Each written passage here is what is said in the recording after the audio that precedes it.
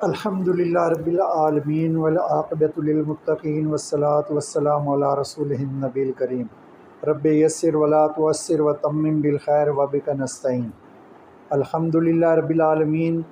ہم قرآن مجید کا ترجمہ، مشترک مفہومی ترجمہ بذریعہ علامتی طریقہ تدریس کے آسان طریقے سے قرآن مجید کا ترجمہ سیکھ رہے ہیں، بلکہ اگر یہ کہا جائے تو بے جا نہ ہوگا کہ ہم آسان ترین، تیز ترین، مختصر ترین اور جدید ترین طریقہ تدریس کے ذریعے کافی حد تک ترجمہ کرنا سیکھ گئے ہیں۔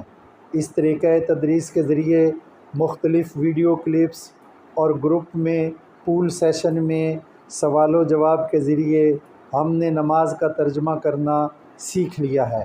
ہمیں پورا یقین ہے کہ ہمارے طلباء اور سامعین نماز میں ہاتھ باندھ کر کھڑے نہیں ہوتے، بلکہ ہر رکن میں پڑھے جانے والے عربی الفاظ کا ترجمہ و مفہوم سمجھ کر نماز پڑھتے ہیں۔ ہمارا آج کا سبق فعل امر کے بارے میں ہے۔ قرآن مجید اللہ کا کلام ہے اور اس میں اللہ رب العزت نے اپنے بندوں کی فلاح کے لیے احکامات جاری کیے ہیں۔ انہی احکام کا نام اوامر و نواہی ہے۔ اردو بولنے والوں کے لیے یہ لفظ کسی طور پر بھی نیا نہیں ہے۔ امر بالمعروف و نہی عن المنکر عرف عام میں استعمال ہوتا ہے، بلکہ کسی فوتگی میں تعزیت پر پرسہ دینے کے لیے پنجابی میں بھی یوں ہی کہا جاتا ہے کہ جیسے اللہ دا امر، تو یہ وہی امر ہے جس کا مطلب حکم ہے۔ فعل امر صرف حکم تک محدود نہیں، بلکہ منع کرنا، نفی اور التجا کرنا بھی اسی امر کے تحت آتا ہے۔ قرآن پاک کی جتنی دعائیں ہیں اللہ سے التجائے ہیں اور یہ امر کی پہچان ہے۔ امر کی پہچان یہ ہے کہ اس لفظ کے آخر میں ایک فطری جھٹکا سا ساکن کے ساتھ پیدا ہوتا ہے، جیسے دیکھ، اٹھ، لکھ، پڑھ۔ تو آخر ساکن حرف پر جھٹکے کا مطلب ہے کہ کسی کام کے کرنے کا کہا جا رہا ہے۔ اسی طرح عربی میں ادخل، اذکر، اترک، شروع میں الف اور آخری حرف ساکن اور اس ساکن پر ہلکا سا جھٹکا حکم کی پہچان ہے۔ اس سے پہلے آپ کو بتایا جا چکا ہے کہ جس فعل میں کسی حکم، درخواست یا دعا کا فہم پایا جائے اسے فعل امر کہتے ہیں، جیسے پڑھ، لکھ، اٹھ، دیکھ۔ آخری حرف ساکن ہے اور معمولی سا جھٹکا ہے جس سے بندہ سمجھ جاتا ہے کہ کسی کام کے کرنے کو کہا جا رہا ہے۔ فعل امر کی پہچان یہی ہے کہ شروع میں الف اور آخری حرف ساکن اور سکون پر تھوڑا سا جھٹکا۔ فعل مضارع میں بھی شروع میں الف ہے جس کا مطلب میں لیا جاتا ہے، لیکن اس کا آخری حرف ساکن نہیں ہوتا، جبکہ امر کا آخری حرف ساکن ہوتا ہے۔ مثلا فعل مضارع میں تدخلو، اور اس تدخلو کا اگر امر بنائیں تو ادخل، تقتل، یہ مضارع ہے اور اس کا امر ہوگا اقتل۔ تکتب، یہ مضارع ہے اور اس کا امر ہوگا اکتب۔ تسجد، یہ مضارع ہے اور اس کا امر ہوگا اسجد۔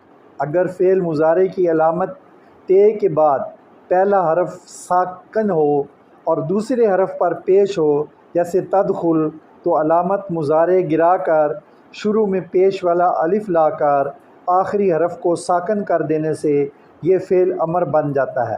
شروع کے الف کے بعد دوسرا حرف ساکن ہو اور آخر میں واو الف ہو تو یہ جمع کے امر کی علامت ہے۔ اب جیسے آپ یہ دیکھیں، اچھا ایک بات اور ذہن میں رکھیں کہ امر کا جو فعل ہے یہ ہمیشہ متکلم و مخاطب کے لیے ہے، غائب کے لیے یا متکلم کے لیے یہ نہیں ہے۔ اب وہ مخاطب چاہے واحد ہو، چاہے جمع ہو، چاہے مذکر ہو، چاہے مؤنث ہو۔ مثلا ادخل، تو داخل ہو، ادخلا، تم دو مذکر یا مؤنث داخل ہو، ادخلو تم داخل ہو، یہ جمع مذکر کے لیے ہے، ادخلی یہ تو داخل ہو، ادخلنا یہ جمع مؤنث کے لیے ہے۔ پھر سن لیں، ادخل، ادخلا، ادخلو، ادخلی اور ادخلنا۔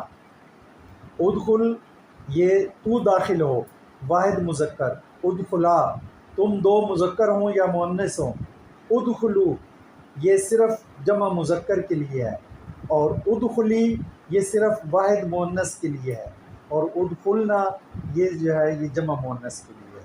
اب آگے آپ خود مشق کرنی ہے، اور اس مشق کے ذریعے آپ نے فعل امر بنانا ہے۔ آپ کو قواعد یہاں بھی بتا دیے گئے ہیں، گروپ میں بھی بتا دیے گئے ہیں، تو انشاءاللہ تعالیٰ کل اس کے بارے میں ہم اور مزید سیکھیں گے۔